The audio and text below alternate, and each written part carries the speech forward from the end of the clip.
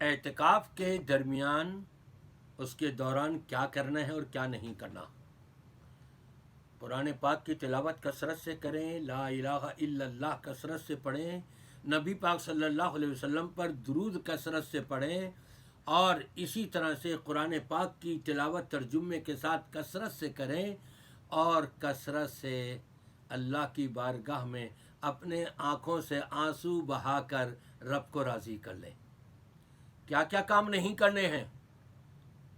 دنیا داری کی گفتگو سے پرہیز کریں، کسی کی غیبت نہ کریں، کسی کی چغلی نہ کریں، کینہ، حسد اور بغض اور عداوت کو سینے سے نکال دیں، صاف کر دیں ایک دم، اور رب تبارک و تعالیٰ کی بارگاہ میں صدائیں بلند کریں۔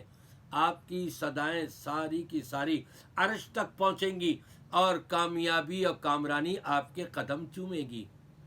یہ کام کر کے دیکھیں آپ۔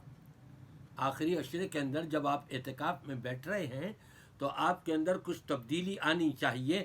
اگر پہلے جھوٹ بولتے تھے، اب جھوٹ بولنا چھوڑ دیا، پہلے سودی کاروبار کرتے تھے، اس سے توبہ کر لی، پہلے غیبت کرتے تھے، اب غیبت کرنا چھوڑ دی، پہلے نمازوں کی سستی ہوتی تھی، اب پابندی کرنی شروع کر دی، اور عزم کر لیا آگے کے لیے۔ قرآن سے پہلے جڑے ہوئے نہیں تھے، اب جڑ گئے ہیں، نیکیوں پر نیکیاں میں اضافہ ہوتا چلا جا رہا ہے، اور گناہوں سے چھٹکارے پر چھٹکارا حاصل کرتے چلے جا رہے ہیں۔ یہ ہے کامیابی اعتکاف کی، کہ اعتکاف کے درمیان آپ اگر یہ کر لیں تو انشاءاللہ تعالی کامیاب ہی کامیاب ہے، دنیا میں بھی اور آخرت میں۔